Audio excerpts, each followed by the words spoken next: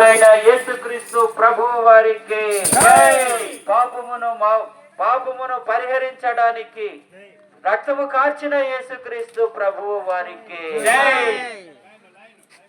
కొత్తోటను ప్రేమించిన యేసుక్రీస్తు ప్రభువు వారికి ఉన్నారా మోసం మనమంతా కూడా వాక్యం విందామండి.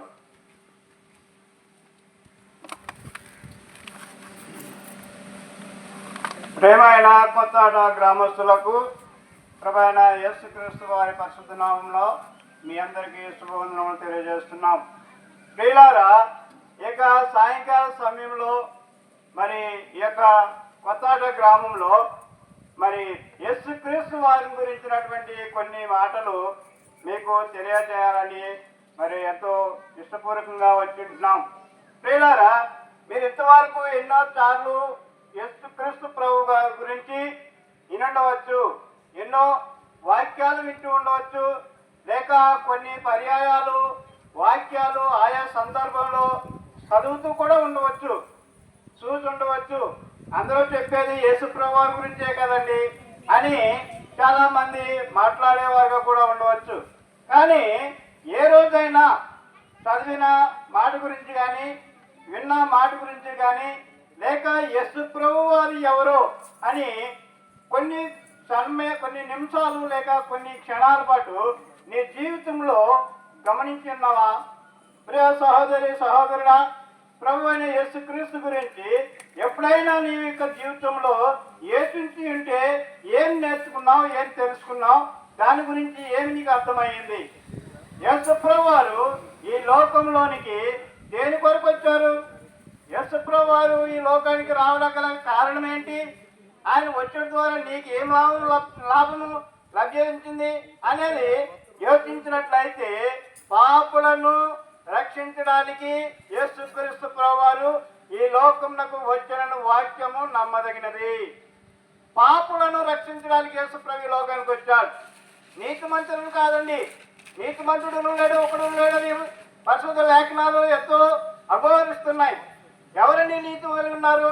పాపం చేయక మరి మేలు చేయ నీతిమంతుడు ఒకడును లేడు. అంటే ఒక మనిషి ఒకరికి ఉపకారం చేస్తూ ఉన్నాడు అంటే ఆ యొక్క ఉపకారానికి ముందు ఆ మనుషుడు పాపం చేస్తుంటాడు. పాపం చేయకుండా మేలు చేసేవాడు ఒకడు లేడు, నీతిమంతుడు లేడు, మరి పవిత్రుడు లేడు. ఎవరు నీతిమంతులుగా ఉంటున్నారు? కనుక పరిశుద్ధ లేఖనాలు చెప్తున్నాయి, ఆధ్యాత్మిక క్రమమే పాపం. ఏంటి ఆధ్యాత్మిక క్రమము? దేవుని యొక్క వాక్యం ఏదైతే చెప్తుందో, దేవుని యొక్క వాక్యము ఏదైతే నీకు వినిపిస్తుందో దాన్ని నీ జీవితంలో అంగీకరించకపోవటమే. చాలా మంది అంటూ ఉండొచ్చు, అనేక మార్లు మేము విన్నామండి, నిజమే వినుండొచ్చు అనేక మార్లు. కానీ విన్న మాట నీ హృదయంలో గుచ్చుకుందా? నీ హృదయాన్ని ఒప్పించిందా?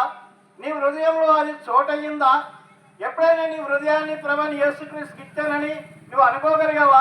ప్రియులారా, ఈ యొక్క మైక్ యొక్క శబ్దం ద్వారా ఎంత దూరంలో మీరు ఉన్నప్పటికీ, ఏ పనిలో ఉన్నప్పటికీ కొన్ని సెకండ్లు లేక కొన్ని నిమిషాలు, మేము గంటలో చెప్పమండి, 2 గంటలు చెప్పమండి, కొన్ని క్షణాలు మాత్రమే చెప్తున్నాం. ఒకానొక దినాన్ని దేవాది దేవుడైన యేసుక్రీస్తు ప్రభువారు తన మహిమగల రాజ్యంలో నిన్ను అడిగినప్పుడు నా గురించి నువ్వు ఎప్పుడు వినలేదా, ఎప్పుడు నీవు మరి నా గురించి తెలుసుకోలేదా అని అడిగితే, అయ్యా నేను విన్నాను కానీ తెలుసుకోలేదని అంటే చాలా భయంకరమైన పరిస్థితి. విన్నావు అంటే తెలుసుకోవాలి. యేసు ప్రభు దేని కొరకు వచ్చాడు ఈ లోకానికి? నీ నా పాపముల కొరకు వచ్చాడు. యేసు ప్రభు ఎవరి కొరకు రక్తం చిందించాడు? నీ నా యొక్క అపరాధముల కొరకు మరి రక్తం చిందించాడు. మన దోషముల నిమిత్తమై ఆయన కొట్టబడెను అని పరిశుద్ధ లేఖనాలు తెలుస్తున్నాయి. అది యేసు ప్రభువాన్ని ఊరికినే మరి సిలువేయలేదండి. యేసు ప్రభువాన్ని ఊరికినే చంపివేయలేదు. ఆ యొక్క ప్రియ ప్రభు అయిన దేవాది దేవుడు నీ కొరకు నా కొరకు మానవతారుగా ఈ లోకానికి వచ్చిన్నాడు. మన అపరాధముల కొరకు ఆయన చంపవేయబడ్డాడు, మన దోషముల కొరకు ఆయన సిలువేయబడ్డాడు. మనం చేస్తున్న అనేకమైన పొరపాట్లు తప్పిదములు మన యొక్క దోష నిర్ముక్తి కొరకే ఆయన శిలువ శ్రమ పొందాడు.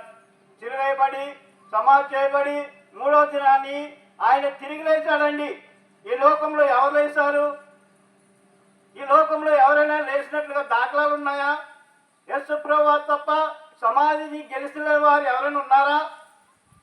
మహానుభావులైన వారు, మనము దేవుళ్ళుగా కొలిసేవారు ఏ ఒక్కరైనా మన కొరకు ప్రాణం పెట్టున్నాడా అని మనం పరీక్షించినట్లయితే, నీ యొక్క జీవితంలో నీ పాపం కొరకు నా ప్రాణం పెడుతున్నానని చెప్పగలిగిన మహానుభావులు ఎవరైనా ఉన్నారా? ప్రియులారా, అనేక మార్లు దేవుడు మరి దేవుడు లేడని బుద్ధిహీనుడు అనుకుంటారు. నేను కానొక దినంలో బుద్ధిహీనుడిగా దేవుడు లేడని ఎంతో భయంకరమైనటువంటి మరి శిక్షావిధిలో ఉండేటువంటి వాడిని, ప్రియులైనటువంటి యేసుక్రీస్తు వారిని గురించి చెప్పినప్పుడు నేను కొట్టిన వాడినిగా ఉన్నాను. ప్రియులారా, నేను పుట్టి క్రైస్తవుని కాదు. ఒక హిందూ సాంప్రదాయంలో నుంచి, విశ్వబ్రాహ్మణ కుటుంబంలో నుంచి వచ్చినటువంటి వాడిని. మాకు ఎన్నో ఆడంబరాలు, ఆచారాలు, మరి యాజ్ఞాలు ఉంటాయి. అటువంటి సందర్భంలో మనశ్శాంతి లేక నేను జీవిస్తూ వచ్చాను. ఈ లోకంలో ప్రియులారా, మనశ్శాంతి అంటూ ఇచ్చేది యేసుప్రభు వారు మాత్రమే. నీ జీవితంలో మనశ్శాంతి లేకపోతే, నీ జీవితంలో నెమ్మది లేకపోతే యేసుప్రభువుని అడిగినట్లయితే ఆయన నీకు మనశ్శాంతి ఇస్తాడు. కనుక ప్రియులారా, మనశ్శాంతి యేసునందే మీకు దొరుకుతాడు. కనుక ప్రియులారా, యేసుప్రభునందు విశ్వాసం ఉంచండి, మీరు కూడా మరి మనశ్శాంతి పొందుతారు. పరలోక రాజ్యము మనకు ఇవ్వటానికి ఆయన లోకానికి వచ్చిన వాడు ఉంటున్నాడు. పరలోక రాజ్యము నీకు నాకు ప్రసాదించినటువంటి దేవుడుగా ఉంటున్నాడు. కనుక ప్రియులారా, ఏ దానాలు ధర్మాలు మరి నిన్ను మోక్షానికి చేర్చవు, కానీ యేసు రక్తమే మన పాపం నుండి మన పవిత్రులుగా చేసేదిగా ఉంది. యేసు రక్తమందు మన పాపంలో తీవేయబెట్టడానికి యేసు ప్రభు ఈ లోకంలో ప్రాణం పెట్టిన వాడుకుంటున్నాడు. కనుక ప్రభుని యేసునందు విశ్వాసం ఉంచండి, అప్పుడు నీవును నీ ఇంటి వారును రక్షణ పొందెదరు. ప్రార్థన చేద్దామంటే వాక్యం కొరకు మరి నర్సాపురంలో ఉన్నటువంటి పరిచయం చేస్తున్నటువంటి